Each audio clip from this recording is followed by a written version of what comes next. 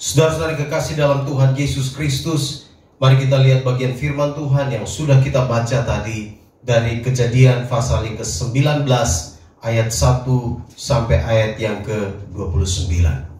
Kejadian 19 ayat 1 sampai ayat yang ke-29. Saudara perhatikan bagian firman Tuhan itu. Saya hanya akan membaca beberapa ayat saja sekali lagi untuk menegaskan apa yang sudah kita baca tadi. Kejadian 19, perhatikan bagian firman Tuhan itu, ayat pertama sampai ayatnya yang ke-7 saja saya akan baca untuk kita. Kedua malaikat itu tiba di Sodom pada waktu petang. Lot sedang duduk di pintu gerbang Sodom, dan ketika melihat mereka, bangunlah ia menyongsong mereka, lalu sujud dengan mukanya sampai ke tanah, serta berkata, "Tuan, Tuan, silakanlah singgah ke rumah hambamu ini. Bermalamlah di sini dan basuhlah kakimu. Maka besok pagi tuan-tuan boleh melanjutkan perjalanannya." Jawab mereka, "Tidak, kami akan bermalam di tanah lapang." Tetapi karena ia sangat mendesak mereka, singgahlah mereka dan masuk ke dalam rumahnya. Kemudian ia menyediakan hidangan bagi mereka. Ia membakar roti yang tidak beragi, lalu mereka makan. Tetapi sebelum mereka tidur, orang-orang lelaki dari kota Sodom itu, dari yang muda sampai yang tua, bahkan seluruh kota, tidak ada yang terkecuali, datang mengepung rumah itu. Mereka berseru kepada Lot, "Di manakah orang-orang yang datang kepadamu malam ini? Bawalah mereka keluar kepada kami, supaya kami pakai mereka." Lalu keluarlah Lot menemui mereka ke depan pintu, tetapi pintu ditutupnya di belakangnya. Dan ia berkata, "Saudara-saudaraku, janganlah kiranya berbuat jahat." Demikian pembacaan firman Tuhan bagi kita semua. Berbahagialah kita yang membaca firman Tuhan, merenungkannya dan melakukannya di dalam kehidupan kita hari lepas hari. Tema khotbah hari ini masih seperti minggu kemarin. Temanya hari ini membuat pilihan yang benar. Minggu kemarin saya berbicara tentang membuat pilihan yang bijak. Dan hari ini saya mau berbicara buat kita semua. Temanya ialah membuat pilihan yang benar. Saudara-saudara yang kekasih dalam Tuhan Yesus Kristus, perhatikan pasal 19 tadi yang kita baca. Kalau saya mau sedikit kita lihat apa yang saya khotbahkan minggu kemarin, ada berapa poin? Berapa poin? 3 poin. Beberapa sikap untuk membuat pilihan yang bijak. Sikap penting dalam membuat pilihan yang bijak. Yang pertama apa? Jangan bertindak emosional dalam membuat pilihan. Kalau memilih sesuatu, jangan pakai emosi. Karena biasanya kalau pakai emosi, itu kecenderungannya itu salah. Lalu yang kedua, jangan membuat pilihan berdasarkan apa yang dilihat oleh mata. Seperti Lot hanya pilih lembah Yordan yang subur-subur. Dia lihat dengan mata saja. Dan akhirnya apa yang dia lihat dengan mata itu mengecewakan dia. Dan ini menjadi hal penting untuk kita lihat bersama. Yang ketiga,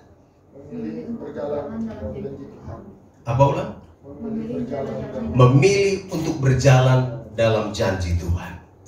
Kalau saudara dan saya mau buat pilihan yang bijak, minggu lalu saya khotbah, saudara dan saya harus memilih untuk berjalan di dalam janji Tuhan. Jangan memilih untuk berjalan dalam janji manusia. Kadang-kadang manusia itu mengecewakan. Tuhan tidak mengecewakan. Nah, hari ini saudara yang kekasih, perhatikan pasal 19. Kita masih lihat tokoh Lot.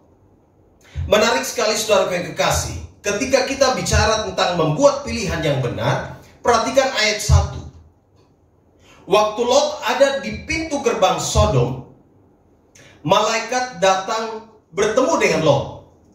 Sebelumnya, malaikat datang bertemu dengan Abraham di pasal 18. Ada 3 malaikat yang datang bertemu dengan Abraham di pasal 18. Dan malaikat-malaikat itu memberikan kepada Abraham sebuah janji bahwa Abraham akan memiliki seorang anak pada masa tuanya. Lalu kemudian kalau saudara baca di dalam ayat 12 pasal 18, Sarah tertawa. Masa ini sudah tua begini masih bisa punya anak kah? Lalu Sarah tertawa. Tapi malaikat Tuhan bilang, kenapa kamu tertawa? Dan kita tahu pembacaan itu, saudara lihat terus. Lalu kemudian akhirnya Tuhan beranjak, malaikat Tuhan. 3 malaikat itu diantaranya ada malaikat Tuhan. Kalau dibilang malaikat Tuhan, itu berarti adalah Tuhan sendiri yang datang. Teofani itu, dia datang. Lalu kemudian 3 malaikat itu beranjak dari Abraham. Abraham mengantarkan mereka, perhatikan nanti saudara lihat di dalam ayat 16 pasal 18. Lalu berangkatlah orang-orang itu dari situ dan memandang ke arah Sodom, dan Abraham berjalan bersama-sama dengan mereka untuk mengantarkan mereka.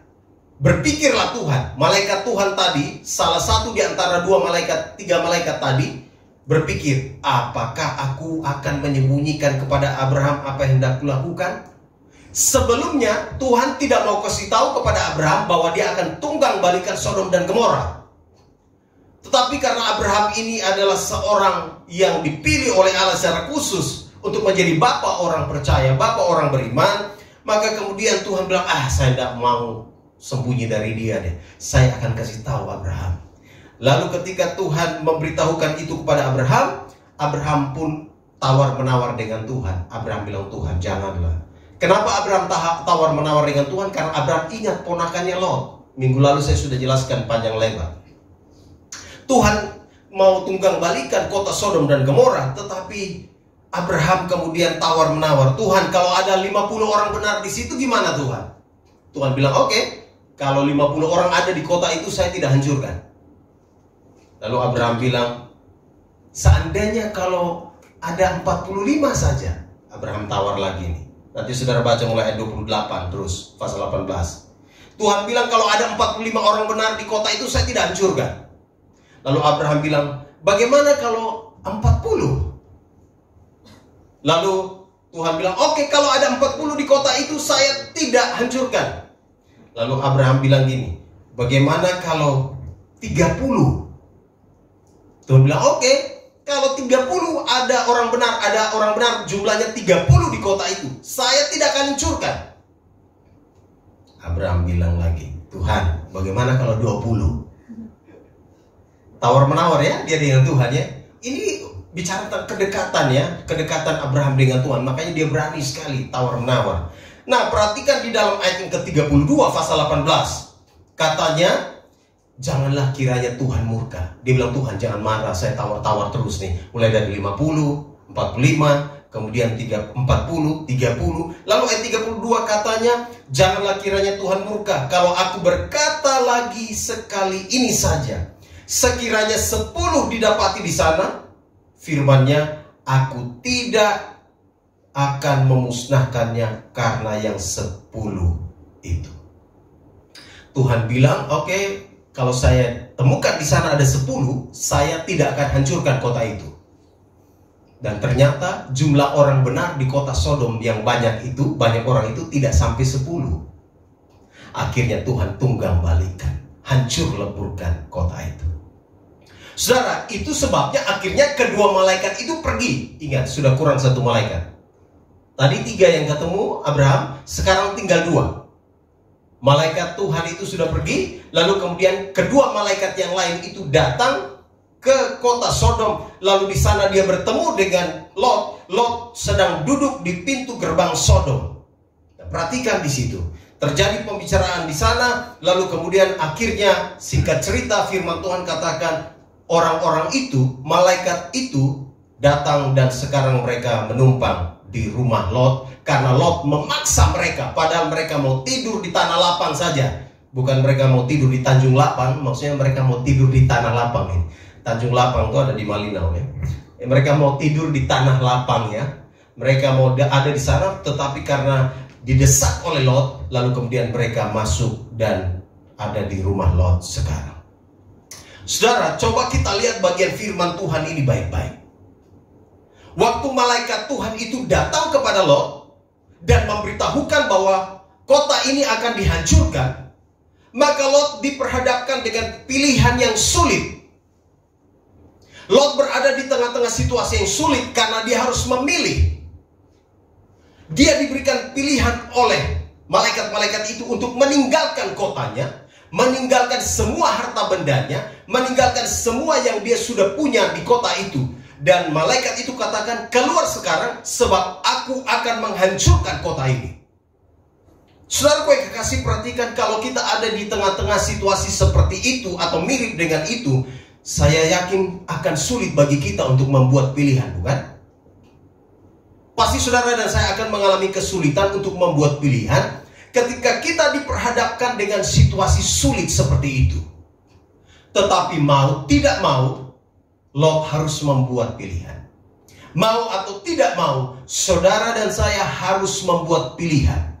Dan itu sebabnya kita harus membuat pilihan yang benar. Jangan sampai kita membuat pilihan-pilihan yang salah. Sebab kalau kita membuat pilihan yang salah, itu resikonya berat bagi hidup kita. Resikonya berat bagi perjalanan kita selanjutnya ke depan. Perhatikan ayat 7 dan ayat 8. Ayat itu berkata kepada kita semua, tadi saya sudah baca, begitu orang-orang di kota itu datang ke tempat Lot, minta supaya 2 orang itu diserahkan kepada mereka. Lalu Lot bilang, saudara-saudaraku, janganlah kamu berbuat jahat. Lalu ayat 8, kamu tahu, ini Lot bilang, aku mempunyai 2 orang anak perempuan yang belum pernah dijamah laki-laki. Baiklah mereka aku bawa keluar kepadamu, perbuatlah kepada mereka seperti yang kamu pandang baik. Hanya jangan kamu apa-apakan orang-orang ini, sebab mereka memang datang untuk berlindung di dalam rumahku. Kalau baca bagian firman Tuhan ini, di pikiran saudara seperti apa ya? Aneh ya. Lot punya pikiran ini seperti apa ya? Di satu sisi, dia mau lindungi 2 orang yang datang bertamu di rumahnya, tinggal di rumahnya. Tetapi di sisi lain, dia mau mengorbankan anak-anaknya. Ini kan lucu ya. Ketika kita bicara tentang membuat pilihan yang benar, saudara kekasih, hal pertama yang saya mau katakan buat kita semua, sikap dalam membuat pilihan yang benar ialah kita tidak boleh berkompromi dengan dosa. Untuk membuat pilihan yang benar, kita tidak boleh berkompromi dengan dosa, atau kita tidak boleh berbuat dosa. Saya tunjukkan nih. Lot di satu sisi menunjukkan kebaikan hatinya kepada 2 orang malaikat itu. Ingat, pada masa itu, saya jelaskan sedikit konteksnya. Pada masa itu, kalau ada para pengembara, para musafir, orang-orang yang sedang bepergian dari satu tempat ke tempat yang lain, lalu kemudian mereka melewati satu tempat, mereka melewati satu kota, dan kemudian sampai di situ hari sudah malam, lalu kemudian mereka mau bermalam. Lalu penduduk kota di situ tidak memberikan tempat, tidak menyediakan tumpangan, tidak menawarkan kepada orang-orang yang lewat itu untuk tinggal di rumah mereka. Maka penduduk kota itu, orang-orang yang ada di dalam kota itu, patut dicap sebagai orang-orang yang tidak tahu diri, orang-orang yang tidak punya etika, orang-orang yang tidak punya keramah tamahan, atau yang dibilang hospitality. Mereka akan dicap oleh orang-orang lain. Kalau orang-orang ini tidur di lapangan, lalu kemudian besoknya mereka melanjutkan perjalanan, lalu kemudian mereka akan bertemu dengan orang-orang lain di kampung sebelah, di desa sebelah, lalu mereka bercerita bahwa, wih, kami waktu lewat di tempat itu, kami tidur di lapangan, tidak ada seorang pun yang minta kami untuk numpang tidur di rumah mereka, tidak ada seorang pun yang memanggil kami untuk bisa bermalam di rumah mereka. Ketika berita itu sampai kepada penduduk lain di desa lain, maka di desa lain akan mencap, ini kampung ini tidak tahu diri, orang-orang di sini etikanya rendah sekali. Di satu sisi, Lot mau tunjukkan keramah tamahannya, itu baik, betul? Tetapi saudaraku yang kekasih, perhatikan, ketika dia mau tunjukkan keramah tamahan itu, dia mau tunjukkan rasa persahabatan untuk menerima 2 orang itu menumpang di rumah mereka, menumpang di rumahnya. Lalu kemudian pada saat yang sama penduduk kota itu datang menyerang, mengepung rumah Lot, lalu kemudian meminta kepada Lot supaya memberikan kedua orang itu. Lot ada di dalam situasi yang sulit. Ini yang saya mau katakan tadi. Lot ada di dalam situasi sulit dan sekarang dia harus buat pilihan. Dia mau serahkan dua orang itu atau dia mau tetap membela, melindungi, atau seperti apa? Di situasi ini Lot ada di tengah situasi sulit. Dan sayangnya Lot membuat keputusan, dia membuat pilihan yang salah. Dia lebih memilih untuk, ya sudah, saya ada punya dua anak gadis. Dia bilang ya, jangan kalian apa-apain orang tamu yang datang di rumah saya ini. Mereka patut tinggal berlindung di rumah saya. Sudahlah, jangan kalian apa-apakan dia. Anak saya yang dua perempuan ini, silakan kalian mau bikin apa, mereka terserah. Bahasa lainnya, kalian mau perkosa dia, mau bikin apa, urusan kalian, gak apa-apa. Anak saya serahkan ini kepada kamu, dan biar dua orang ini saya lindungi mereka di rumah. Orang tua model apa ini? Orang tua model apa ini? Saudara pikir gak ayat ini? Lot membuat pilihan. Harusnya dia memilih tetap dia lindungi dua orang itu, dan juga tetap dia melindungi keluarganya. Betul? Kalau orang lain saja dia mau lindungi, apalagi keluarganya. Harusnya dia juga lindungi keluarganya, dua anaknya. Saudara perhatikan, saya jelaskan sedikit di dalam ayat 5. Mereka, orang-orang yang mengepung itu, yang adalah laki-laki dari kecil sampai besar. Ayat itu katakan dari yang muda sampai yang tua, mereka mengepung rumah Lot. Lalu mereka bilang begini di dalam ayat yang ke-8, bawalah mereka keluar kepada kami supaya kami pakai mereka. Supaya kami pakai mereka di sini, ini bicara tentang supaya kami bisa melakukan hubungan seks dengan mereka. Maka kota Sodom itu, kota Sodom dan Gomora adalah kota yang terkenal dengan kejahatan, dosa, homoseks, dan semuanya. Maka mereka bilang begini, kasih keluar dua orang itu. Yang datang semua ini laki-laki, dan mereka memperkosa dua orang laki-laki itu. Maka Lot bilang begini, daripada kalian perkosa ini laki-laki, sudah saya punya anak dua perempuan, kalian ambil saja. Mau bikin apa dengan dia, silakan. Kalau saudara ada di tengah pilihan yang sulit, saudara mau buat seperti apa? Saya baca beberapa berita, ada keluarga suami istri yang dililit hutang yang cukup besar. Dan karena dililit hutang dalam jumlah yang cukup besar, suaminya bilang begini, supaya kita bisa dapat uang, bisa tutup hutang kita, si istri diminta untuk menjual dirinya. Dan sang suami menjadi mucikarinya.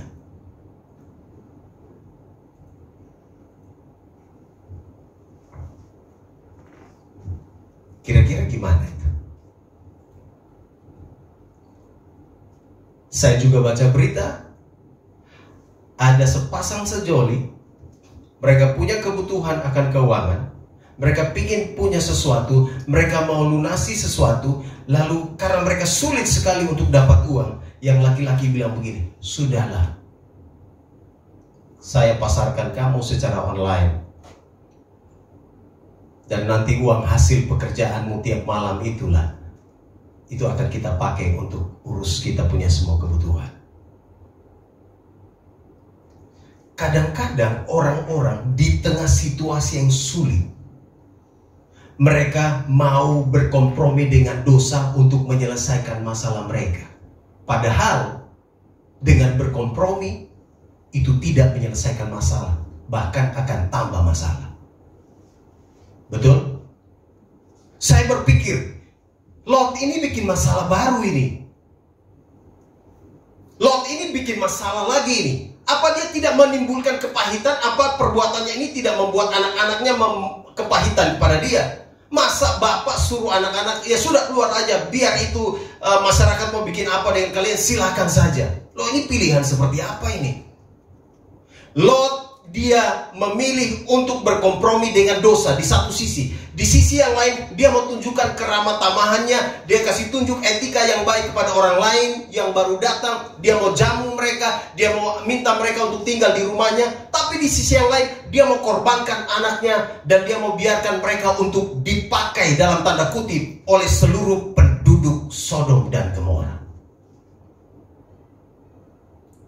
Dalam situasi sulit, saudara dan saya harus berhati-hati supaya jangan sampai kita membuat pilihan yang salah dan kemudian kita berkompromi dengan dosa. Biasanya kalau orang sudah kepepet, sudah dalam keadaan terjepit, otaknya, pikirannya sudah tidak berpikir wajar lagi, sudah tidak berpikir jernih lagi. Biasanya dia akan cepat sekali memilih untuk melakukan hal-hal yang sifatnya dosa. Lot bilang, ya sudah, saya ada punya 2 anak perempuan, ambil saja. Mau bikin apa mereka, terserah. Wah, ini terlalu ya. Pilihan-pilihan, semua kita akan diperhadapkan dengan pilihan-pilihan sulit. Karena itu saudaraku yang kekasih, kita harus berhati-hati dalam memilih. Jangan sampai kita memilih untuk melakukan kebaikan, tetapi untuk mencapai itu kita akhirnya berkompromi dengan dosa. Hasilnya motivasi Lot ini sebenarnya baik, motivasinya, ya. Motivasinya mau lindungi kedua orang itu. Betul. Tapi cara dia melindunginya itu salah. Maka orang selalu bilang begini, yang penting hati baik, cara salah nggak apa-apa. Kan nggak bisa. Anak Tuhan itu motivasi harus benar, caranya harus benar. Bukan soal hasilnya dapat benar, baik atau tidak. Bukan hasilnya itu kemudian oke, yang penting kita sampai ke hasilnya. Hasil saya mau dapat ini, tapi cara saya salah, nggak bisa. Harus tetap cara kita harus benar. Dan kita akan melihat Tuhan campur tangan di dalam semuanya. Saudara, Lot, bagi saya, Lot adalah seorang ayah yang tidak bertanggung jawab. Lot seorang pria yang tidak bertanggung jawab atas anak-anak perempuannya. Dia memilih untuk menyerahkan mereka. Dia memilih untuk membiarkan anak-anaknya itu diperlakukan secara tidak wajar. Dan ini yang saya mau katakan, Lot ada di tengah-tengah pengaruh kota Sodom dan Gomora. Lot adalah orang benar, tapi jangan lupa dia ada di tengah-tengah kota Sodom dan Gomora yang jahat. Dan pasti dia punya pikiran juga terkontaminasi sedikit. Itu sebabnya dia mengambil tindakan yang salah. Dan dia memilih untuk berkompromi dengan dosa. Saudara, dalam keadaan apapun, saudara dan saya harus menjaga kehormatan diri kita sebagai orang percaya. Amin. Saudara dan saya harus menjaga kehormatan keluarga kita. Kalau sudah menikah, jaga kehormatan keluarga. Kalau lagi pacaran, jaga kehormatan dalam pacaran. Kira-kira begitu. Jangan sampai kita digoda untuk melakukan dosa. Jangan sampai kita digoda untuk memilih melakukan dosa dan berkompromi dengan dosa. Mungkin kita berpikir, ini kan juga baik. Ada yang bilang kepada saya, saya sudah pasti dengan dia menikah, pasti. Tidak apa-apa, ya sudah kita hamil duluan, hamil di luar nikah juga gak apa-apa. Dia bilang dia mau tanggung jawab katanya. Tanggung jawab. Biasanya begitu, di depan bicara manis. Tanggung jawab itu satu kata yang gampang sekali diucapkan, tetapi sulit untuk dilakukan. Betul? Kenapa diam semua ini? Betul? Tanggung jawab itu sulit sekali dilakukan, gampang sekali diucapkan. Maka jangan percaya kepada orang-orang yang berkata, gak apa-apa, kita melakukan hubungan seks saja, nanti juga sebentar saya akan nikahin kamu, nanti saya akan halalin kamu, tenang, saya akan kerja, saya akan halalin kamu. Gak usah percaya, itu omong kosong. Omong kosong tuh. Saya bisa tunjukin satu bagian firman Tuhan lain kali dalam Alkitab. Satu kali Amnon dan Tamar. Kalau saudara lihat di dalam bagian firman Tuhan itu, Amnon bilang ke Tamar, "Wih, kau cantik sekali adek." Ya memang, karena Tamar memang cantik. Lalu kemudian Amnon pura-pura sakit. Dia pura-pura sakit dan dia minta izin kepada siapa itu? Dia minta izin kepada Raja Daud. Dia bilang kepada Raja Daud, "Aduh, adikku Tamar ini pintar bikin kue. Dia punya resep-resep kue itu paling mutakhir, paling mantap. Aduh, saya punya selera makan akan muncul kalau adik saya yang bikin kue." Nanti saudara lihat di dalam bagian firman Tuhan di Samuel itu, nanti saudara lihat. Lalu kemudian Tamar dibawa kepada Amnon. Lalu kemudian Amnon itu sudah kerjasama dengan temannya. Nah, temannya ini yang kasih tahu, "Sudah, kalau kau mau dapat Tamar, begini caranya, strateginya adalah minta dia datang, izin kepada raja, suruh Tamar bikin kue di kamar kamu. Nanti setelah dibikin kue, kasih makan kepada kamu. Lalu sudah, nanti kamu dapat dia." Kadang-kadang cinta bikin orang sakit gak? Ya? Cinta bikin orang sakit gak? Aduh, mikir terus. Amnon mikir terus. Gimana sih kalau dia tidak datang ya? Mikir terus. Betul? Nggak bisa tidur satu malam. Kurang darah lagi. Minum B kompleks juga nggak ngaruh. Lalu kemudian Amnon datang. Setelah itu Amnon tutup pintu. Tamar diperkosa. Betul? Nanti baca ayat itu. Ayat itu katakan, mulanya tuh Amnon cinta sama Tamar. Tapi setelah dia perkosa Tamar, Tamar bilang, "Tanggung jawab dong, halalin gue dong." Ayat itu bilang gini, "Maka bencilah Amnon kepada Tamar." Lalu kemudian Tamar diusir keluar dari kamar itu. Kakak Tamar marah. Kakaknya nama siapa? Absalom. Absalom marah dan Absalom merencanakan pembunuhan kepada Amnon. Dan akhirnya Amnon dibunuh. Cinta itu kadang-kadang bikin orang bikin sumbu pendek. Tahu sumbu pendek? Dia pikir saya mau dapat dia dengan cara apapun. Saya dapat dulu deh. Tanggung jawab nanti belakangan. Tamar bilang, "Tanggung jawab dong." Tidak tanggung jawab juga.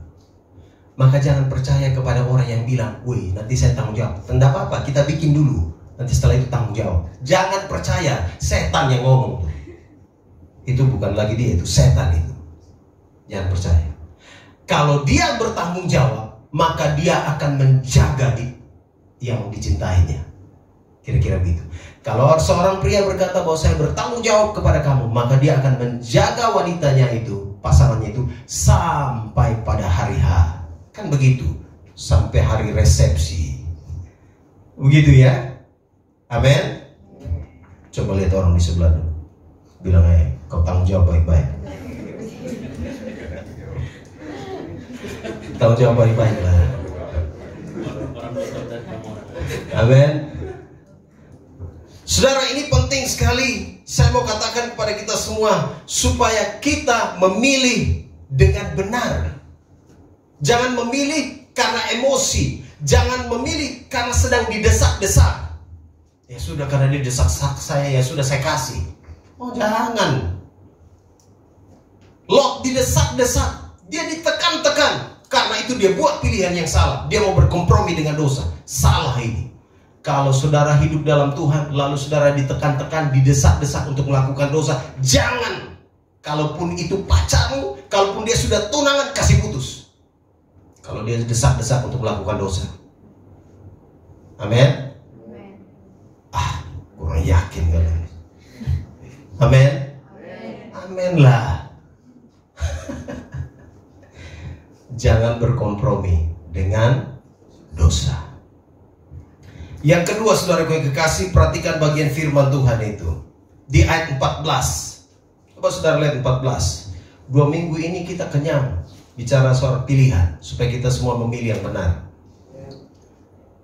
Ayat 14 firman Tuhan katakan begini. Keluarlah Lot, lalu berbicara dengan kedua bakal menantunya, yang akan kawin dengan kedua anaknya perempuan. Wih, bapak mantu yang bagus ya. Dia mau selamatkan juga, dia punya anak mantu. Lihat, katanya, bangunlah, keluarlah dari tempat ini, sebab Tuhan akan memusnahkan kota ini. Tetapi ia dipandang oleh kedua bakal menantunya itu sebagai orang yang berolok-olok saja. Waktu Lot dapat berita bahwa kota ini akan ditunggang balikan, maka malaikat itu bilang gini, ada siapa saja yang ada bersama-sama dengan kamu? Kamu punya keluarga mana saja? Coba kasih tahu semua keluargamu. Ayo cepat. Lalu Lot ingat, wih, saya ada punya calon anak mantu ini. Dia keluar, dia pergi kasih tahu kepada calon anak mantunya, bilang, ayo cepat, ayo sama-sama. Kalau kamu dua mau selamat, kalau kamu mau supaya menikah, supaya pada waktunya kamu bisa menikah, sudah cepat ikut keluar dengan anak-anak saya, dengan saya, sebab kota ini akan ditunggang balikan. Calon anak mantunya bilang, ini bapak mantu ini omong kosong saja. Ini bapak mantu ini omong apa lagi? Lalu mungkin mereka mencemooh, mungkin mereka olok-olok bapak mantunya. Padahal bapak mantunya ini, calon bapak mantunya ini mau berbuat baik, ya, mau selamatkan dua orang itu. Tapi mereka bilang, oh enggak. Oh ya sudah, kalau kamu nggak mau ya sudah. Lot bilang, oke. Ketika fajar telah menyingsing, ayat yang ke-15, kedua malaikat itu mendesak Lot supaya bersegera, katanya, bangunlah, bawalah istrimu dan kedua anakmu yang ada di sini, supaya engkau jangan mati lenyap karena kedurjanaan kota ini. Membuat pilihan yang benar, sikap penting yang harus saudara saya miliki ialah kita membuat pilihan, kita tidak mau dipengaruhi, tidak mau terpengaruh dengan cemoohan orang. Kalau saudara dan saya mau membuat pilihan yang benar, jangan terpengaruh dengan cemoohan orang. Orang mau ngomong apa, terserah. Mungkin calon anak mantu Lot bilang begini, bapak mimpi kah? Kok kota ini mau ditunggang balikan? Mau ditunggang balikan dengan apa? Api belerang. Loh, dari mana? Mereka mungkin olok-olok bapak ini, calon bapak mantu ini, Lot ini. Lot bilang, cepat, ayo cepat. Tapi mereka bilang, tidak. Wah, ini seperti sesuatu yang olok-olokan saja. Ini kayak sesuatu yang main-main saja. Begitu. Nah, di sisi itu, Lot juga pasti mulai, Lot pasti berupaya untuk membujuk. Lot berusaha untuk dengan caranya untuk, ayo cepat kamu ikut. Lot ada di pilihan yang sangat sulit. Dia ada di tengah situasi sulit untuk memilih. Tetapi memang dia harus tetap memilih. Ya sudah, kalau memang orang sudah tidak mau, tinggalkan saja. Kan begitu. Lot mau menyelamatkan mereka, tetapi mereka sendiri tidak mau. Mereka menolak. Dan Lot harus ada di posisi ini. Dia tidak boleh terpengaruh dengan cemoohan orang. Dia tidak boleh terpengaruh dengan olok-olokan orang. Dan sekarang dia harus cepat meninggalkan. Dia harus cepat pergi. Dan itu sikap penting dalam membuat pilihan. Saudara perhatikan bagian firman Tuhan ini. Kadang-kadang ketika kita mau mengajak seseorang, ketika kita mau menawarkan sesuatu yang baik kepada orang, biasanya respon orang itu negatif. Betul?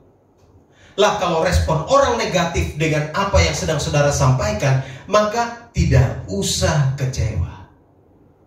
Tidak usah patah semangat. Tidak usah down. Ya sudahlah. Lot bilang, ya mungkin Lot juga sayang kepada calon anak mantunya ini ya. Makanya dia keluar untuk selamatkan. Ayo cepat, mungkin mereka sudah siapkan resepsi, siapkan acara pernikahan. Wah pokoknya ya sudah, supaya acaramu sukses, sudahlah ikut saya lah, supaya nanti kalian menikah di mana kayak, yang penting selamatlah dulu. Tapi ternyata mereka tidak mau.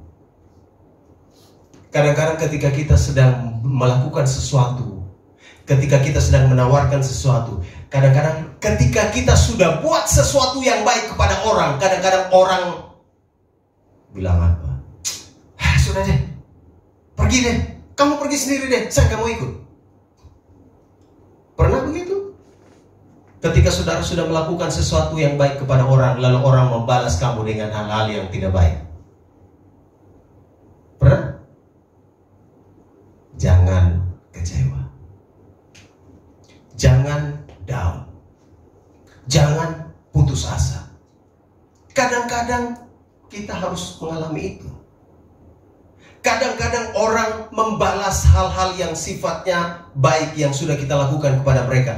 Mereka membalas dengan penolakan mungkin. Lot sudah datang, bayangkan keluar datang cari mereka, mau ajak mereka pergi. Lot mungkin selama ini sudah lakukan semua yang terbaik untuk calon anak mantunya. Mungkin dia sudah kasih semuanya. Mungkin bikin apa kek, bikin pesta di rumah kecil-kecil, diundanglah calon mantu ini, dikasih kenal semua keluarga, semua sudah tahu.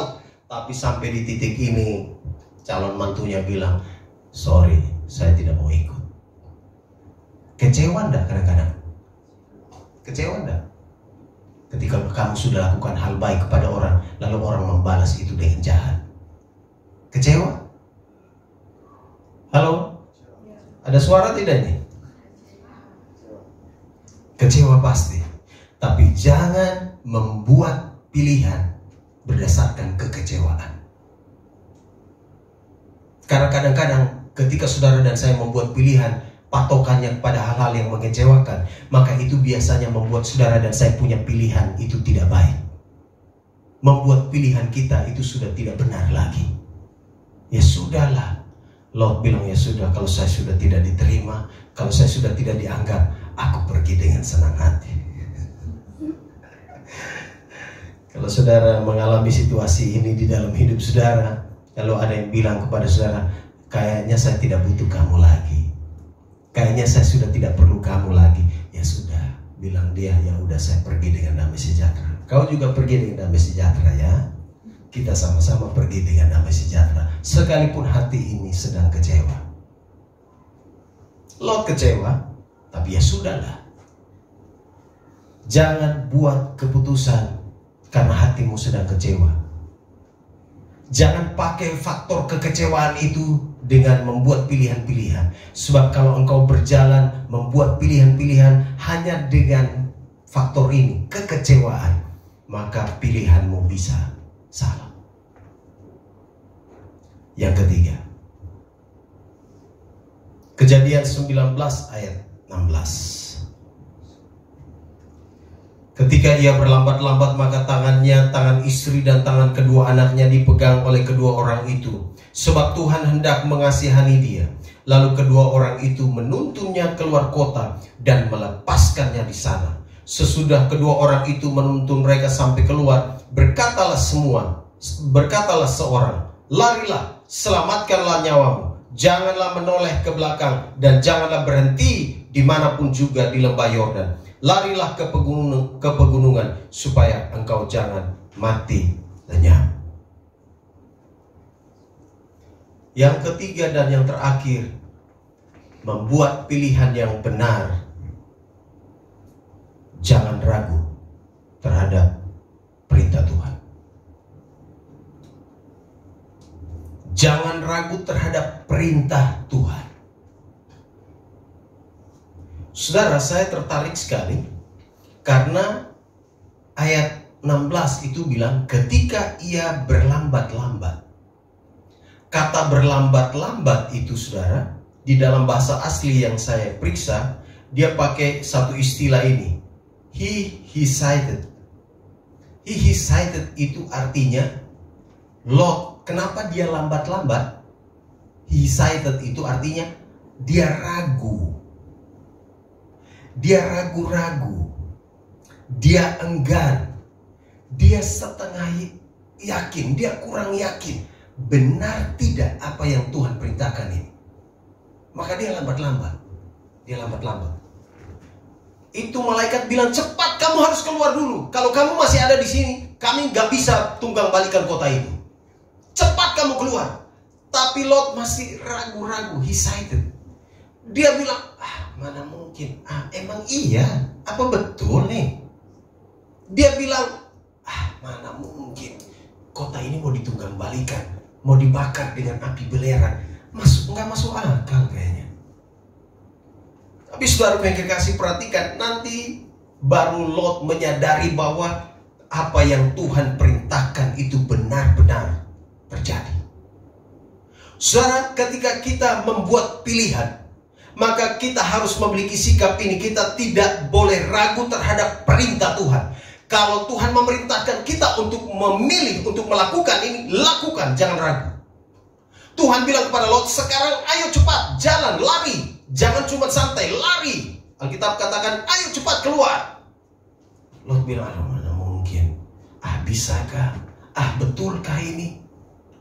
Keraguan-raguan terhadap perintah Tuhan membuat banyak orang seringkali membuat pilihan yang salah. Banyak orang membuat pilihan yang salah karena mereka kadang-kadang ragu terhadap apa yang Tuhan katakan. Dan Lot diingatkan oleh malaikat-malaikat. Karena Lot itu lambat-lambat, malaikat pegang tangan. Alkitab katakan, pegang tangan Lot, pegang tangan istrinya, pegang tangan kedua anaknya itu, dan mereka bawa cepat, ayo cepat. Kalau kita bicara tentang keselamatan dari bagian firman Tuhan ini, kalau kita menghubungkan dengan keselamatan, maka keselamatan itu adalah anugerah. Lot keluar dari Sodom dan Gomora itu hanya karena anugerah. Kalau kena malaikat itu bilang, ini manusia keras kepala saja. Saya sudah suruh dia keluar cepat-cepat, lambat-lambat. Seandainya malaikat bilang, kau kasih, kau lambat, saya kasih tinggal kau ini. Kau cepat. Malaikat itu bisa kasih tinggal. Nah, kalau kita bicara tentang keselamatan di sini, maka itu bicara tentang anugerah. Lot dan keluarganya itu keluar bebas dari penghukuman itu karena anugerah. Dan ini penting sekali saudara yang kekasih. Ketika kita mau untuk melakukan hal-hal yang benar, memilih hal-hal yang benar, maka saudara dan saya tidak boleh ragu terhadap perintah Tuhan. Lot sudah lambat-lambat, DP istri lele. Dia sudah lambat, dia punya istri slow. Sudah slow. Alkitab jelas ya, Alkitab katakan begini. Coba saudara lihat itu. Perintahnya apa? Jangan berlambat-lambat. Ayat 17, sesudah kedua orang itu menuntun mereka sampai keluar, berkatalah seorang, larilah, selamatkanlah nyawamu. Janganlah apa? Menoleh ke belakang. Perintahnya jelas. Tapi mama tua pikir, saya punya emas, saya punya kambing, saya punya ladang. Astaga. Sementara mereka lari. Ayat 26. Tetapi istri Lot yang berjalan mengikutinya menoleh ke belakang, lalu menjadi tiang garam. Akibatnya karena toleh sana toleh sini, jadi tiang garam kan tidak ini. Lot, istri Lot kemudian menjadi tiang garam karena dia ragu, dia tidak taat kepada perintah Tuhan. Dia memilih untuk menoleh. Tidak boleh menoleh ke belakang. Kan firman Tuhan sudah jelas. Seandainya kalau tidak ada kata menoleh ke belakang, maka ketika dia toleh, dia tidak jadi tiang garam. Kan begitu. Tapi firman Tuhan katakan bahwa jangan kamu menoleh ke belakang. Ayo maju, fokus ke depan. Lihat keselamatan yang akan Tuhan siapkan buat kamu di depan. Kata malaikat itu, di bagian depan kamu akan melihat apa yang Tuhan akan lakukan buat kamu. Kamu akan lari sampai ke kota kecil di depan, dan di situ kamu akan beroleh kehidupan. Jangan lihat ke belakang, karena di belakang itu kematian. Tuhan akan mengembalikan semuanya. Tapi istri Lot bilang, aduh, saya punya perasaan belum bisa melupakan yang di belakang. Istri Lot gagal move on. Berapa banyak kita yang gagal, kadang-kadang gagal move on. Aduh, masih lihat ini Sodom yang indah-indah. Masih mengenang yang indah-indah di masa lalu.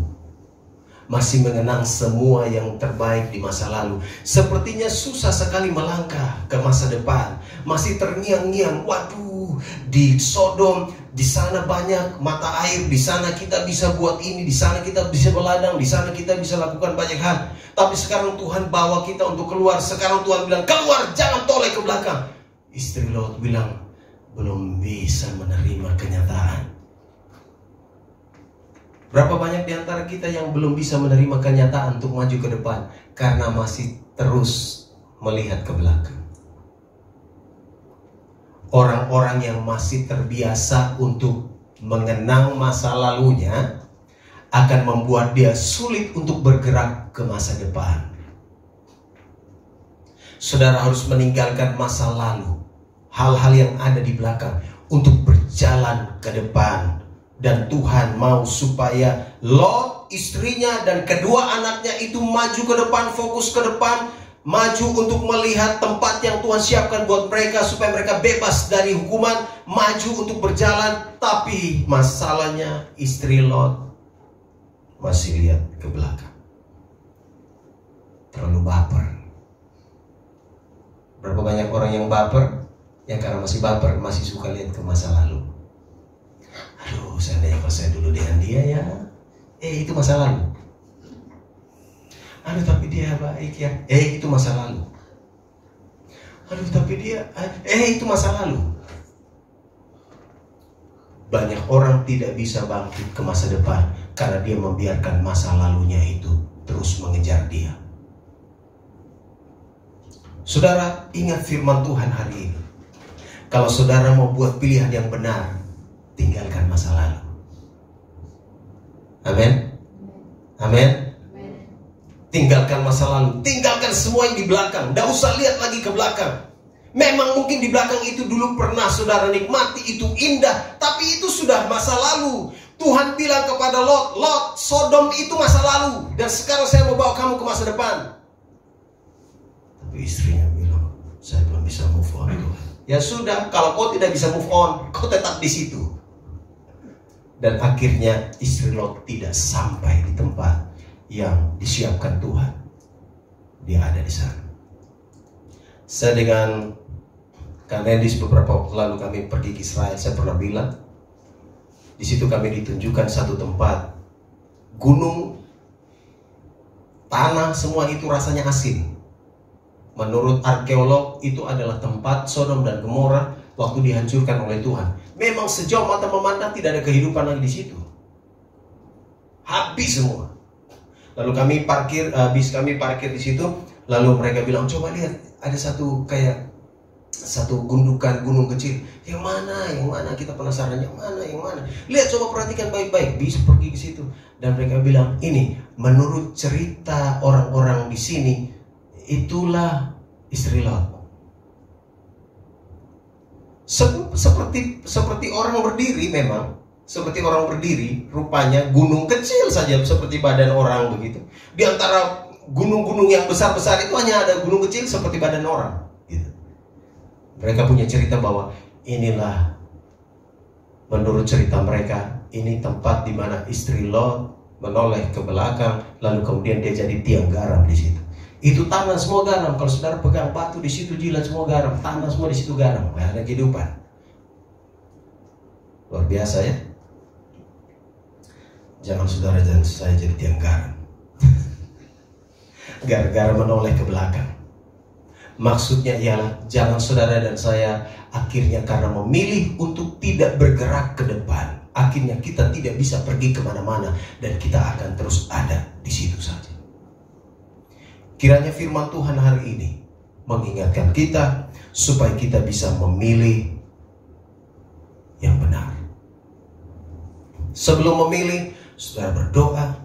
Sebelum memilih, saudara harus merenungkan firman Tuhan. Sebelum memilih, saudara harus bertanya kepada Tuhan. Jangan pakai emosi, jangan hanya pakai mata saja. Jangan hanya lihat, ini yang baik, kemudian mata bisa menipu. Tapi saudara harus memilih berdasarkan apa yang Tuhan kehendaki. Kiranya firman Tuhan ini memberkati kita semua. Amin.